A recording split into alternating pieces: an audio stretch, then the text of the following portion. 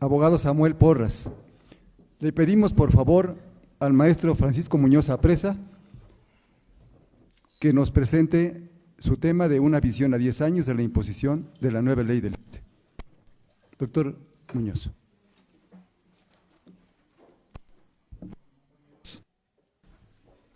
Reciban un saludo no solamente de mi persona, sino del Consejo Nacional de Adultos. Aquí veo compañeros que integran nuestra sección en Puebla y sobre todo veo a los representantes, a los voceros por Puebla en el Consejo Nacional. Veamos, se me preguntó cuando llegué que cómo debía ser presentado. No se trata de títulos, se trata de dónde sirve y a quién sirve el profesionista. Nuestro lema es Somos Pueblo y ustedes van a ver que mi exposición es parte de las necesidades del pueblo. Ahora sí, como actuario, que es mi profesión, estoy tentado siempre a presentar las cosas desde el punto de vista académico. No van a encontrar en mi exposición eso ahorita. El problema de las pensiones viene arraigado sobre problemas fundamentales.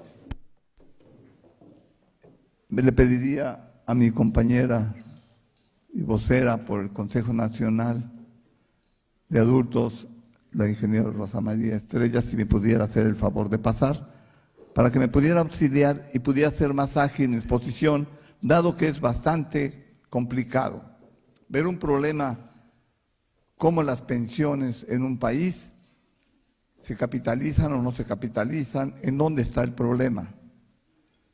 Maestra, ¿podría pasar? ¿Cuál es el fondo del problema? ¿Cuál es nuestro problema como trabajadores? El problema es que el gobierno roba. Es un problema fundamental, pero eso no es nuestro problema. Estos son los efectos del problema. Que nos roben, que nos descapitalicen, que nos hagan pedazos, es cómo vamos a responder nosotros. Entonces, ¿quieres que te auxilie leyendo? Sí, uno por uno. Sí. Número 1, los fondos de pensiones de al menos 20 generaciones de trabajadores que tienen 11 años de antigüedad cotizando para su pensión están en riesgo de no ser pagados. Ese es el problema. Ya lo dijo mi buen amigo que me antecedió. Descapitalizaron los fondos. Todos los ahorros que hicimos nosotros, todos, las quincenas, desde los más viejos hasta los más jóvenes, va a un fondo. Actualmente de ese fondo se deben pagar las pensiones. Y ese fondo se debe capitalizar con los intereses. Pero ese fondo no existe. Ese fondo ya se lo robaron. De tal manera que hoy, a todos los pensionados, sean del ISSSTE, del IMSS, de PM, a todos le están pagando del erario nacional. Nada más imagínense el problema. Este año el gobierno aportó o tuvo que destinar 720,000 millones de pesos para pagarnos a los que ya están jubilados.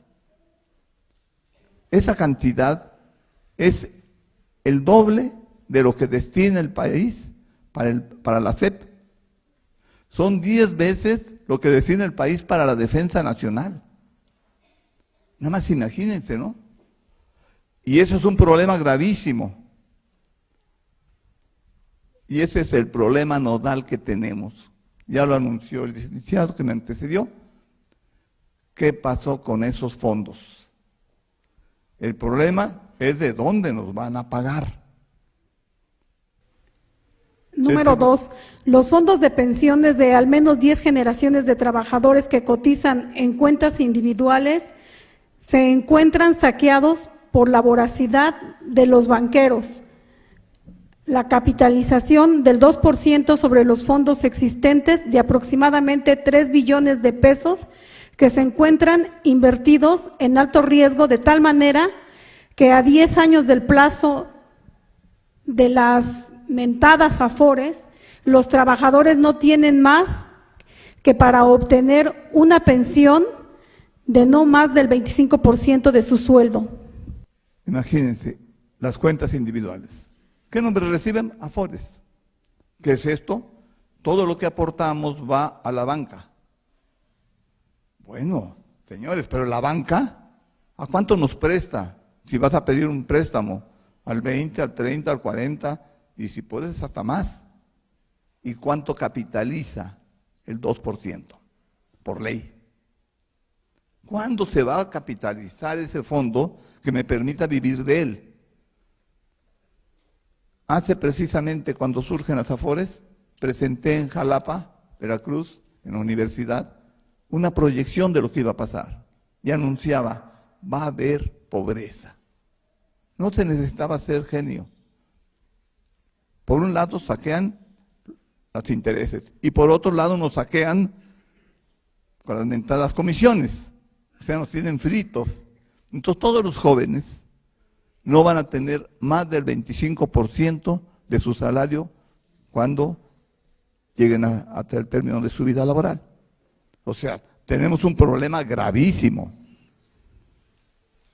El meollo del problema de los trabajadores, la ausencia de una organización nacional que enfrente desde una perspectiva proletaria el problema de las pensiones, la dispersión, la desconfianza, la desinformación y el sedentarismo de las organizaciones existentes. Ese es el problema. El efecto, no hay dinero para pagar. Este gobierno priista, saqueador, y con todas las atribuciones que le conocemos. Pero venga quien venga. Ojalá y pudiese venir López Obrador, cambiar un poco las cosas, pero va a tener el mismo problema. ¿De dónde va a pagar? En un país saqueado, en un país que ya lo despojaron del petróleo, ya lo despejaron de la luz, ya lo despojaron de todo, va a haber recorte para el año que entra. Ya lo anunciaron. Y el de Hacienda lo dijo claramente. Va a haber recorte de personal. No sabemos la dimensión. ¿Quién es el culpable? Lo que estamos destinando para pensiones. ¿Dónde hay dinero? Estamos hablando de 69,000 millones de pesos para la Defensa Nacional, de 380,000 millones para la SEP. ¿Dónde hay dinero para poder saquear? Para poder nivelar en pensiones. ¿Dónde van a hacer cargar el golpe? Pues sobre los pensionados. Es así lineal, dado que lo de las cuentas individuales se lo están llevando vía los bancos.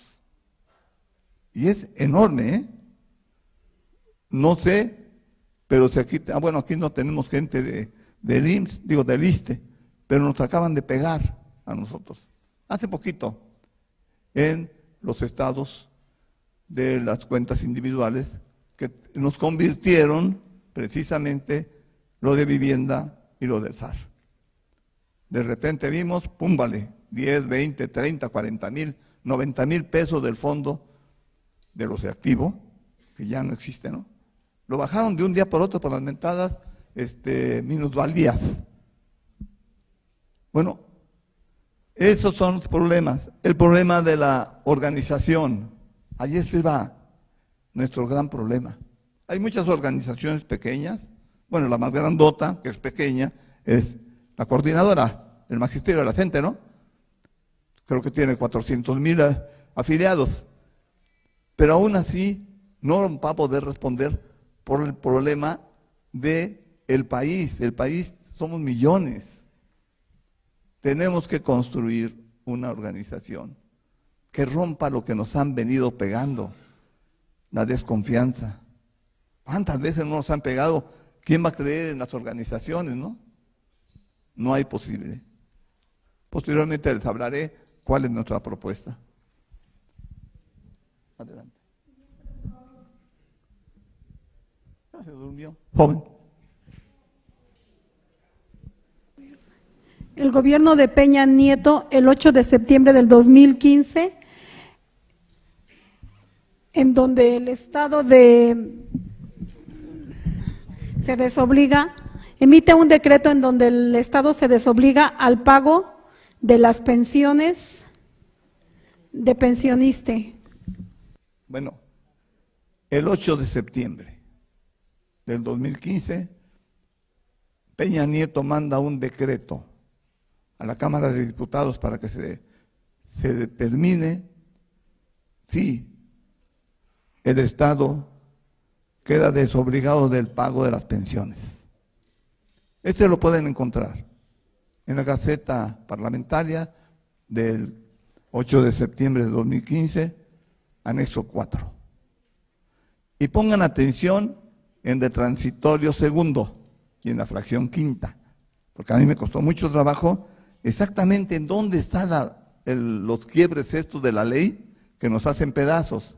Ahí nos hace pedazos. Si el Estado se desobliga del pago, ¿de dónde va a pagar el afore pensionista? Y esto ya lo aprobó la Cámara de Diputados, falta la de senadores. Pero no solamente a los del ISSSTE les tienen preparado, a los del IMSS también.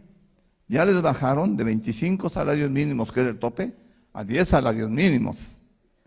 Y pasó el golpe, como no le pegó a la inmensa mayoría, solamente a una capa que tenía altas pensiones, pues como que no hubo una respuesta masiva. Después, a esos salarios de 10 salarios mínimos, que son 24,000 pesos, a todos nos aplicaron la lamentada UMA, que es unidad de medida, que es de actualización. Y les bajaron de 24,000 a 22,500. De golpe y porrazo. Y medio se movieron en el sur del país, pero no hay una respuesta unificada porque el meollo, nuestro gran problema es la organización nacional. Ese es el hecho de que hay por aquí, por acá, etcétera. No hay respuesta unificada. Y si no hay respuesta unificada, sí se acuerdan, ¿no? Rompan una vara chiquita y la rompen rápido. Junten 100 y no pueden. Junten 1000 y menos pueden. Ese es el problema que nos atañe. ¿Sí?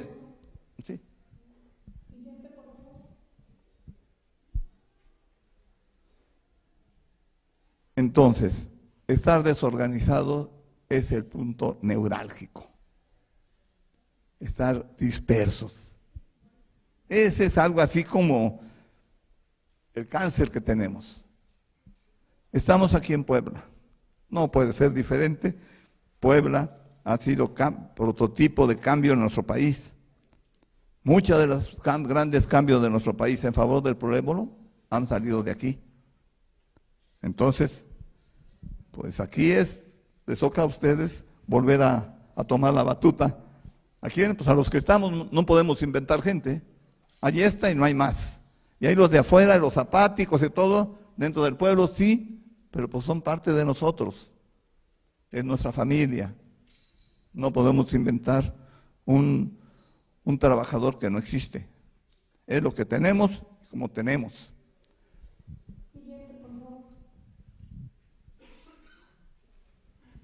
El Consejo Nacional, eso es nuestra propuesta. Una organización que, como se lo decían mis buenos amigos, cuando la presentamos, después de un año de estar meditando, íbamos a organizar para defendernos un partido político. Hay muchos. Llegan a privilegiar sus intereses por sobre el pueblo. Y lo han demostrado una y otra vez. La gran tragedia del PRD, donde muchas gentes metieron su esperanza, se hizo pedazos como partido, ¿no? Hoy cambia un poco sobre Morena. Pero hay muchos amarres, muchos intereses, de todos. Entonces, por un partido no era posible organizarlo nacionalmente. Posteriormente dijimos, una ONG, también reciben financiamiento de afuera y se amarran con el financiamiento y no podemos avanzar. Hasta que los compañeros de Guerrero, de Oaxaca, y Michoacán, vieron sobre los consejos de ancianos. Pero el anciano, como experiencia y sabiduría de nuestros antepasados. Pero cae en el occidente con la idea de que era anciano y decrepitud. Y la gente dijo, anciano no, lo dijeron los compañeros del Politécnico. Y le pusimos de adultos, pero con la estructura, una estructura que nos permita, uno, como puntos fundamentales. Como puntos fundamentales, uno sea que no existe la afiliación, en el Consejo de Ancianos no existe la afiliación corporativa, sino la individual. O sea, no es que aquí o en otros lados un líder diga, todos los que estamos aquí, los 80, 90, 300, 500, ya pertenecen. No, cada uno es voluntario. Si quieren pertenecer, adelante. En el CONA no existen representantes, únicamente voceros.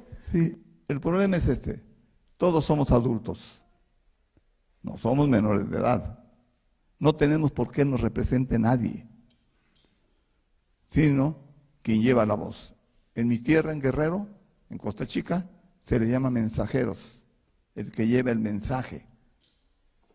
En muchos pueblos se les dice voceros, el que lleva la voz, no el que lleva la decisión, sino el que lleva la voz. En el CONA no existe la votación, sino solamente consenso. Sí, si votamos, el problema es que vamos fraccionados, los que están a favor y los que están en contra. Ya llegamos debilitados, o hay consenso o no avanzamos, hasta que nos pongamos de acuerdo. En el CONA no existe la disciplina, sino la comunicación. Perdón, convicción. La convicción. Sí, no es el hecho de que acordamos algo y ahora todo lo llevamos a efecto a fuerzas. Si no estás de acuerdo, no participas en ese acto, sin que tenga ninguna repercusión. ¿Por qué? Porque si no actuamos en convicción, no avanzamos. En el Consejo Nacional de Adultos no existen cuotas obligatorias, sino aportaciones voluntarias. Ese es un problema que tenemos que resolver.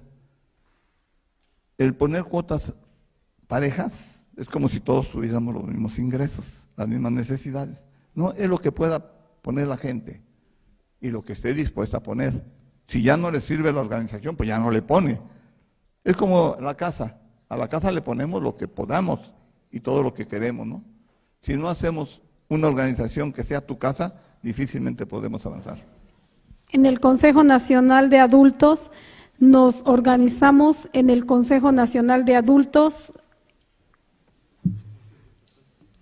en un consejo estatal y en consejos locales. Sí, el nacional tiene 3 instancias. Primeramente, el nacional, en donde por fortuna ya empezamos a contar con gente de la Ciudad de México, de Puebla, sobre todo, los más organizados, junto con los de la ciudad, en Veracruz, en Querétaro, en Guerrero, y empezamos poco por poco, pero tenemos contactos con todo el país. Día 10, día 4, día 5, pero ya empezamos a tener algo así como la semilla en todos lados. Siguiente, por favor. Bueno, ¿qué tenemos que hacer? Esta propuesta que les traemos, por un lado, un diagnóstico muy rápido, pero espero que haya sido muy claro. No hay fondo, corremos el riesgo de que no nos paguen. Sí, la Cámara de Diputados acepta que se desobliga del pago de las pensiones. Y si lo hace para los del ISSSTE, o sea, para los trabajadores al servicio del Estado, está golpeando ya a los trabajadores de la iniciativa privada que están en el IMSS, lo van a hacer con todos. No será el primer caso. Ya lo están discutiendo. Bueno, ya le dejaron de pagar a los de Grecia, ya le dejaron de pagar a los de Argentina y en Chile, donde nació esta idea de la individualización. O sea, sí lo hacen. Y en México hay un lema que dice, debo, no niego. ¿Es? Y lo van a hacer. Esos tipos son salvajes, no les importamos. Ese es el problema. Si no tenemos una visión unitaria del país, ni siquiera basta que los del seguro, todos los del país respondan en un solo sentido. Ni siquiera basta que los trabajadores al servicio de Estado lo hagamos. Ni siquiera basta que los jubilados, pensionados lo hagan. Todos los del país. Necesitamos a los de activo. Necesitamos corregir esa aberración y esa discriminación sobre nuestros jóvenes trabajadores. No es posible, yo tengo derecho a la pensión. ¿Por qué no la tiene derecho el joven? ¿Por qué lo vamos a mandar desde ahora a la pobreza? Desde ahora. Decían, hay 3 billones de millones para los que están en las cuentas individuales. Pero ese dinero está invertido en alto riesgo. Todo el dinero. O sea que perdió el trabajador, perdió la empresa, pues perdió, quebró, ¿no? ¿Y quién quiebra? Pues el trabajador. Recuerden que durante el periodo de Fox, la Marta Sagún se llevó nada más de un día a otro 20,000 millones de pesos de pensiones. Así de un día para otro lo despojó. Y han venido despojando totalmente los fondos. Entonces, en conclusión, 1, no hay fondos para pagarle a los que ya están. Corremos el riesgo de que si el mes de septiembre que se rumora se acepta esta aberración, para el año que entra tendremos un recorte significativo. El anuncio es, ahí viene el lobo. Ya viene. Lo que estamos haciendo nosotros es preventivamente organizarnos, no resolver.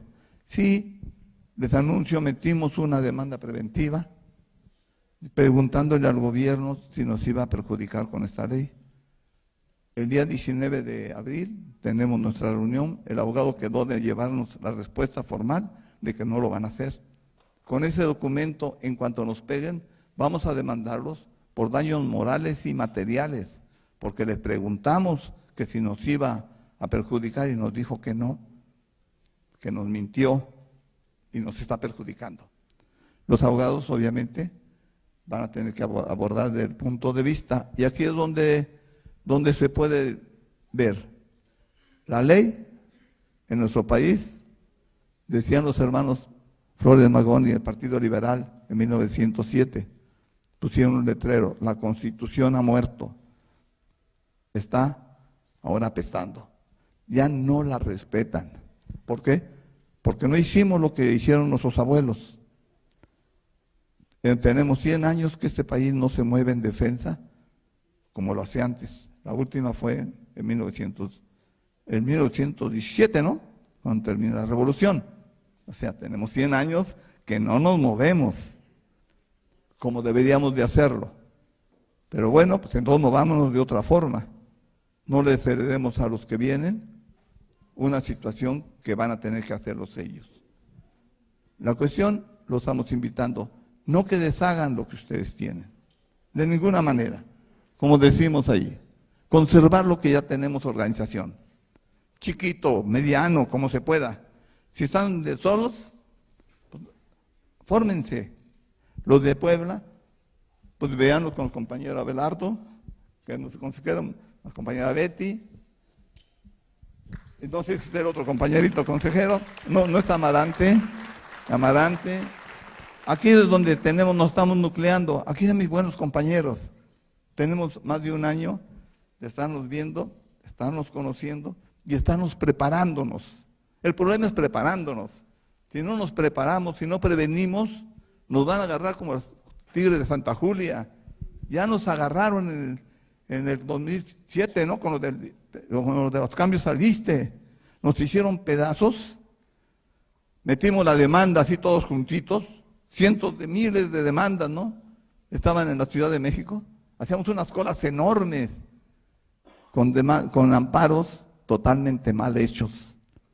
Y los que estuvieron bien hechos, se encargó la Suprema Corte de hacer los pedazos. De todos modos, ¿no? ¿Sí? Bueno, por nuestra parte fue muy apresurado, pero bueno, Esa es nuestra voz. Le agradecemos al maestro Muñoz Apresa su excelente presentación con datos contundentes y que nos hacen preocuparnos cada vez más sobre esta situación. Le entregamos al maestro Muñoz Apresa un reconocimiento por su participación y un pequeño presente. Gracias, maestro.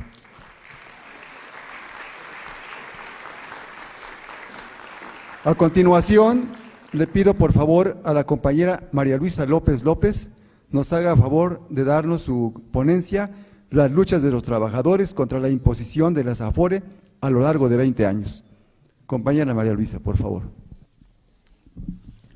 Buenas tardes a todas y todos, compañeros, amigos, muchos amigos que hay aquí de fuera, también son luchadores.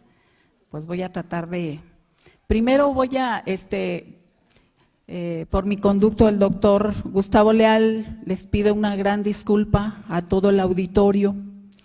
Él nunca falla, él es muy preciso, pero hoy por una causa de fuerza mayor, pues nos avisó que no podía venir al foro.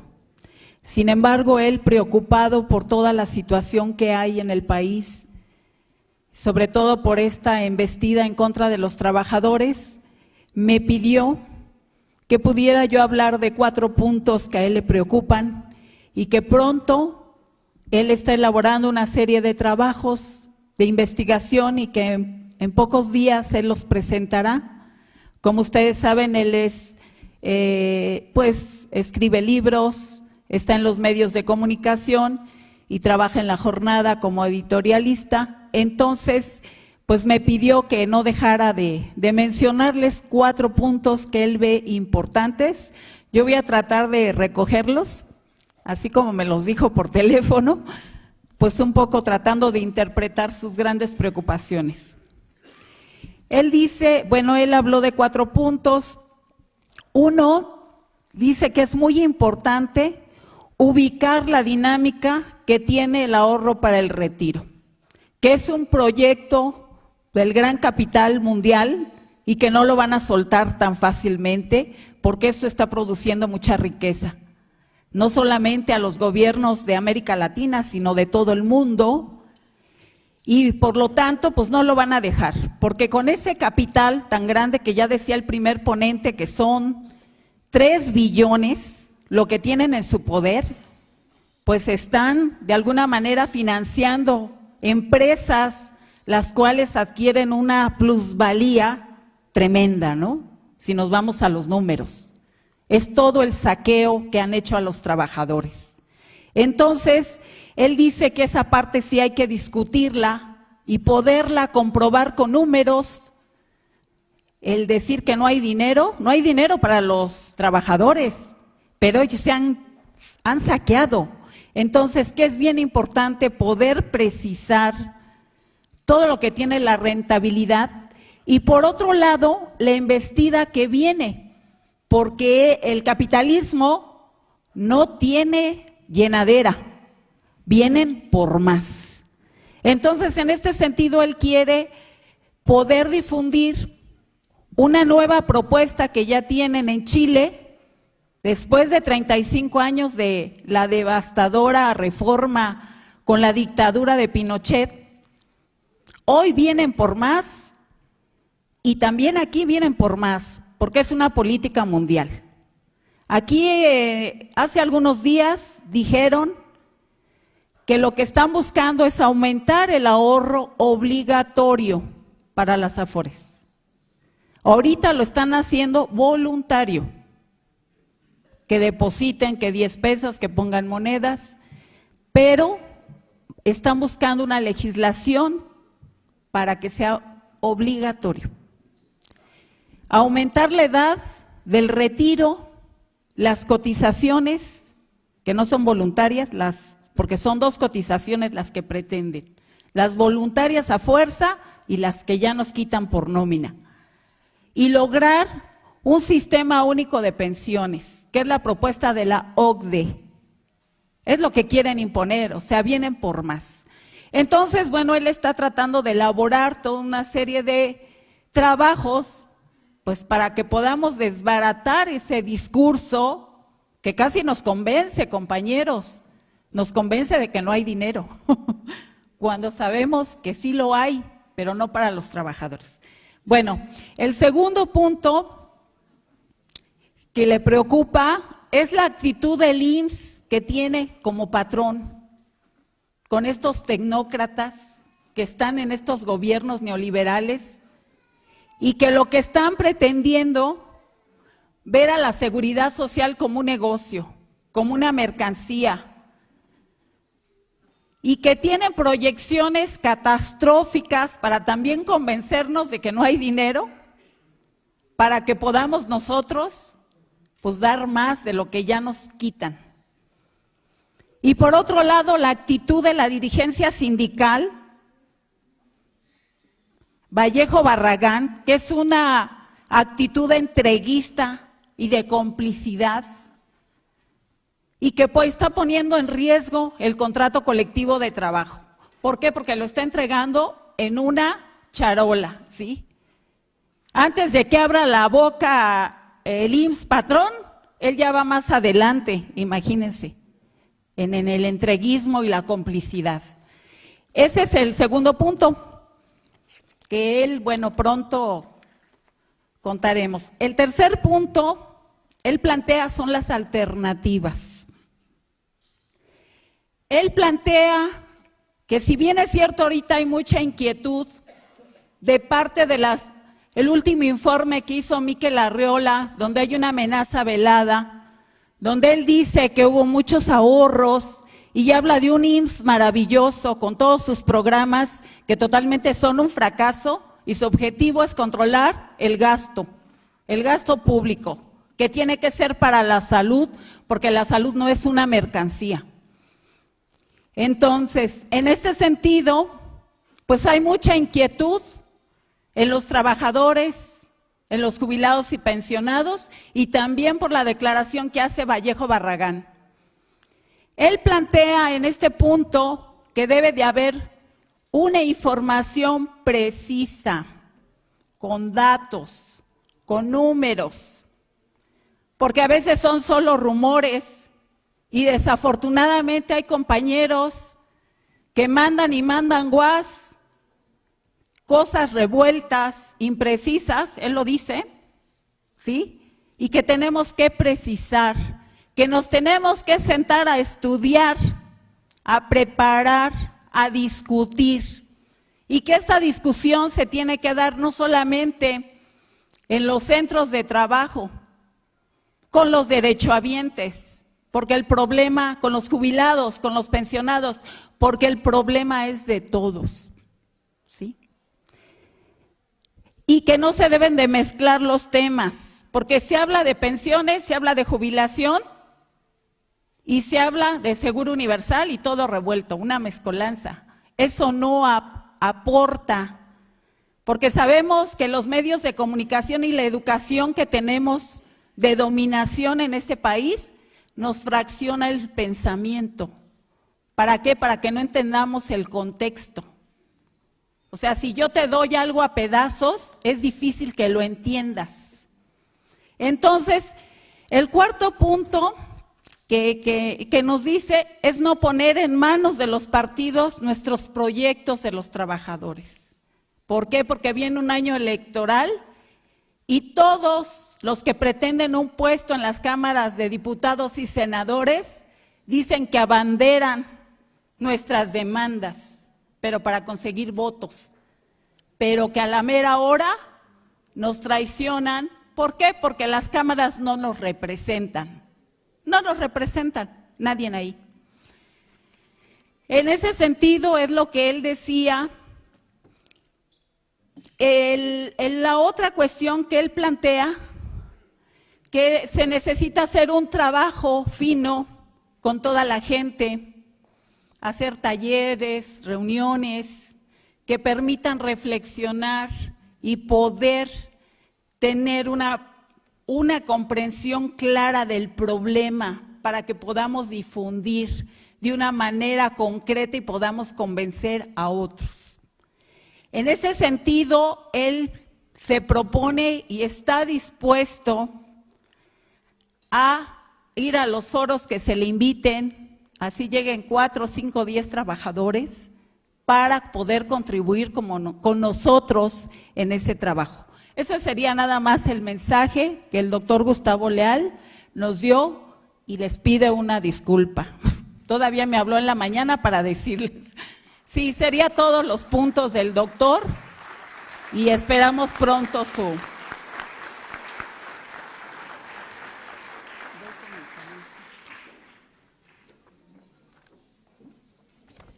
Bueno, yo voy a hablar un poco de lo que ha sido la lucha de resistencia de los trabajadores del IMSS. Los trabajadores del IMSS, pues no somos los que ya estamos jubilados, no somos improvisados, pues ya tenemos más de 40 años de lucha, ¿sí? Casi desde que entramos, ya nos ven a muchos canas, bueno, algunos nos pintamos el pelo, pero pues tenemos. Bueno, yo quiero un poco compartirles cómo han sido las formas de lucha y cómo hemos enfrentado este proyecto. Lo que hoy nos anuncian no es nuevo. Ellos tienen proyecciones a largo plazo. El proyecto neoliberal tiene planeación de más de 30 años y ellos van cumpliendo paso a paso. Las reformas estructurales ya las tienen desde hace mucho tiempo. Bueno, yo les quiero comentar así rápidamente. Bueno, hice una ponencia, es difícil, pues tantas luchas que hemos dado y que a veces es difícil que los trabajadores recojamos. Siempre esperamos al experto que nos venga a escribir nuestras notas o a sistematizar, pero en el Seguro Social hemos dado luchas desde los años 70. Desde los años 70 surge una resistencia de los trabajadores de manera independiente a la estructura sindical corporativizada. En un inicio iniciaron las luchas por gremios, se organizaban por categorías, ¿verdad? Primero los radiólogos, los de intendencia, y sus luchas principales eran por mejores condiciones de trabajo y por alcanzar un salario justo. En los años 80 logramos por primera vez romper el gremialismo que nos caracterizó casi siempre a los trabajadores del Seguro Social, porque cada grupo velaba por su rama o categoría. En los años 80 surge un movimiento que logra romper ese gremialismo y nos organizamos por un salario de emergencia. En esa ocasión, pues logramos una primer movilización de 5,000 compañeros, a los cuales le exigimos a la dirigencia sindical que exigiera a las autoridades del IMSS un aumento salarial de emergencia porque lo ameritábamos. Fue el año de la crisis cuando cambia el modelo y viene una devaluación de la moneda y exigimos.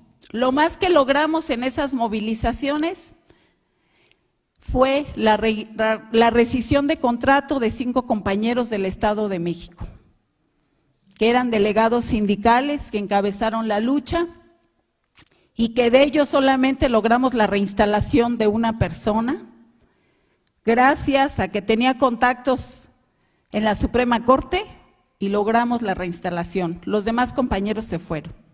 No logramos ganar ninguna demanda. Sin embargo, bueno, esa lucha nos permitió encontrar a otros compañeros, conocernos, los del Estado de México y los de la Ciudad de México, y ahí empezamos pues a voltear cuáles eran los problemas, que casi siempre fue la falta de personal, material y equipo. Creo que fueron las demandas que siempre hubo. Después de los años 80, en el 84, volvimos a salir muchos trabajadores organizados en coordinadoras, en frentes de lucha, y también fue por aumento salarial. En esa ocasión logramos construir pequeñas estructuras que eran regiones, porque bueno, en la Ciudad de México y Estado de México éramos más de 100,000 trabajadores. Entonces, pues nosotros en el DF nos logramos organizar en una coordinadora norte y en una coordinadora sur, donde comenzamos a organizarnos en los años 84, no sin represión. Siempre ha habido represión de parte del instituto y de la dirigencia sindical, siempre la ha habido. Entonces logramos esa ocasión que la dirigencia sindical lograra un aumento salarial de emergencia que fueron 4,000 pesos. Pero claro, en ese tiempo era muy poco porque todavía no le quitaban los ceros a la moneda. Pero bueno, pues continuamos nosotros logrando delegaciones sindicales. Siempre tuvimos órganos informativos, a veces eran clandestinos, que nos levantábamos muy temprano para dejarlo en checadores. Sí, muy difícilmente nosotros repartíamos propaganda abierta. Hubo mucha prensa clandestina que tuvimos, periódicos que distribuíamos y que de alguna manera lo más importante para nosotros era crear los comités de base. En ese tiempo les llamábamos comités de lucha. Un comité de lucha lo organizábamos en nuestro hospital, a veces éramos 3 personas o 4, o a veces hasta 2. Ese comité de base era muy importante porque era el que distribuía la información al interior de los servicios. Y bueno, ese órgano lo tratábamos de mantener.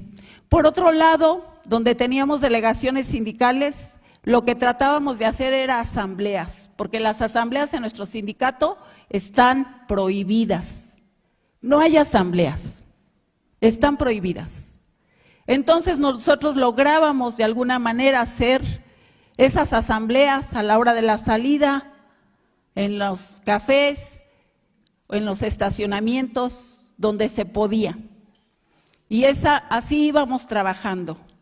Así veníamos trabajando hasta que se dio el 89, que fue un movimiento muy grande de masas, donde salimos más de 80,000 trabajadores en defensa de nuestro contrato colectivo. Venía una reestructuración del contrato colectivo donde nos quitaban días de descanso, vacaciones, y venía toda una embestida en contra de las categorías, una reestructuración de las categorías. En ese movimiento tan grande que permitió la renuncia de Punzo Gaona y que se quedó un congreso permanente, logramos construir más de 110 comités de base, que sesionábamos a la par de los congresistas, en los cuales tomamos edificios sindicales en Michoacán, en Puebla, en Guerrero, en el norte del país, como una medida de presión a la dirigencia sindical, la cual se había quedado sin cabeza, pero que el Estado inmediatamente resolvió el problema, impuso un secretario general, ¿sí? Entonces, ahí fuimos aprendiendo y rompiendo con el gremialismo.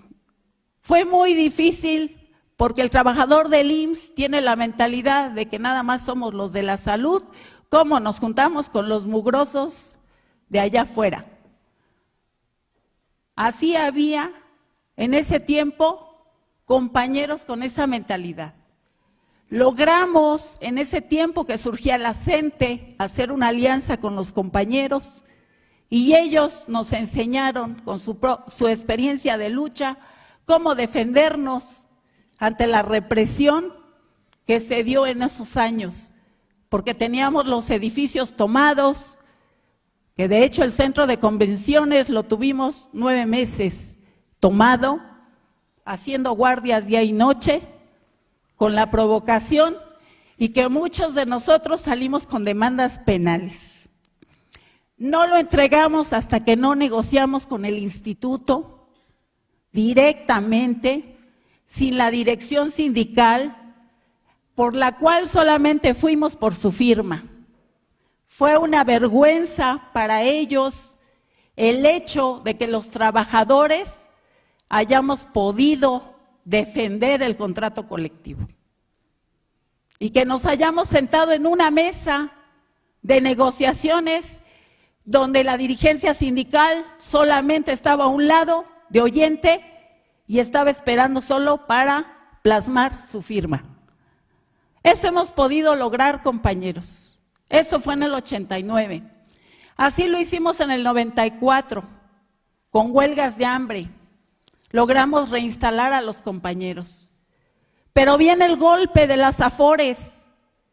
Y mientras nosotros, los trabajadores del IMSS, organizados en núcleos, lográbamos enfrentar el problema productivista, el analítico puesto plaza, que es un proyecto que anulara todas las plazas si no había prestaciones, fue cuando nos dieron el golpe de las Afores. Y fuimos muy pocos los trabajadores del Seguro Social los que estuvimos trabajando con otros trabajadores, repartiendo folletos para anunciar lo que se venía, pero no nos creían muchos. No teníamos muchas propuestas. Había una propuesta de que pudiéramos los trabajadores administrar nuestros ahorros y negarnos a las Afores.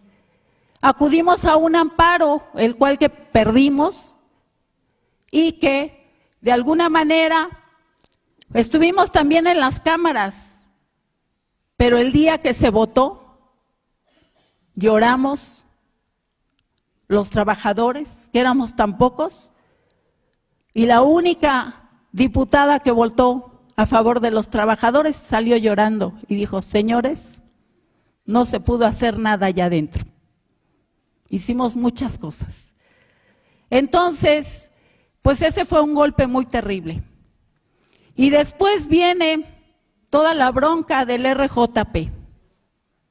Y aquí pues es otro movimiento que impidió de alguna manera parar, porque el Congreso del 2004 lo ganamos los trabajadores al interior del Congreso. Pero las cámaras, la Cámara de Diputados y Senadores nos hizo la legislación. Entonces, yo hablo de estas luchas un poco para decirle o tratar de animarnos de que la lucha no está perdida. Tenemos que organizar la resistencia, pero tenemos que organizarla de una manera fina. Podemos llamar a todas las movilizaciones que queramos, pero si no construimos la organización en los centros de trabajo, con los jubilados, el proceso de conciencia es muy largo, compañeros. Tardamos muchos años en entender las cosas. Yo misma les puedo decir que desde los 15 años estoy en el movimiento. Pero para mí fueron muchos años el poder entender las cosas, porque no es fácil. Tenemos unos medios de comunicación dominantes que nos domina la conciencia, ¿sí? Todos estamos por lo individual. A mí que no me toquen. Yo voy a cuidar mi patrimonio. Y corremos con los abogados que nos están robando el dinero para decirle: con tu amparo ya te salvaste, ¿verdad? Pero no se trata de salvarme yo. Tenemos que organizar esa resistencia, pero de una manera seria. Ya lo hemos demostrado. Y yo, como les digo, en el 2004 ya se llevaban todo. Y gracias a nuestra resistencia no se lo han llevado todo. Sí se lo están llevando a pedazos. Pero gracias a todos los grupos que existen de lucha, hemos logrado frenar. No hemos logrado parar, frenar algunas cosas. En ese sentido, pues la idea es esta, que trabajemos en la organización, el convencer a otros.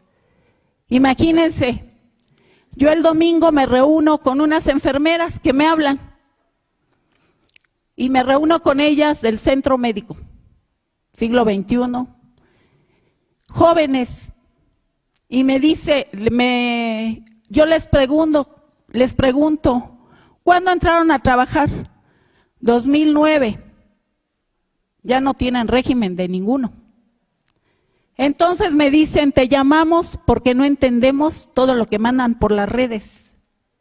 Hay mucha inquietud, pero nadie entiende nada. Y te hablamos para que nos platiques. La reunión fue de 3 horas, porque estuvimos revisando el régimen de jubilaciones y pensiones. Y hubieran visto la cara de las compañeras cuando se enteran que ya no hay jubilación para las nuevas generaciones. Ya no hay nada, que las compañeras trabajan en 2 empleos en la Secretaría de Salud y ahí para más o menos sacar, para sobrevivir. Y que no tienen tiempo tampoco de sentarse a estudiar, porque corren de un trabajo a otro. Entonces, en esas condiciones, tenemos que organizar la resistencia. Tenemos que ser muy creativos y sobre todo muy honestos, porque hay grupos que quieren abanderar, se pelean por la dirección. Pero yo digo, no debe de haber direcciones de personas, deben de haber colectivos organizados, donde no está uno, está el otro, y donde debemos de crecer todos juntos y generar esa fuerza. Entonces, pues ese es un poco lo que yo les quería, pues un poco compartir, lo que hemos vivido en el IMSS y lo que se ha vivido en otras luchas, ¿verdad? Otros trabajadores. Y que los trabajadores cuando queramos, tenemos la fuerza para salir, por lo menos dicen unos compañeros, mientras el cuerpo nos aguante. Sería todo, compañeros.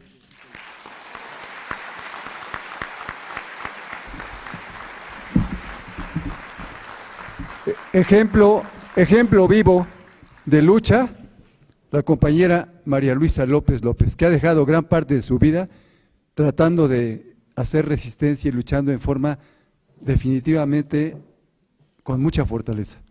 Compañera María Luisa, muchas gracias por su ponencia excelente. Le damos un reconocimiento y un pequeño presente.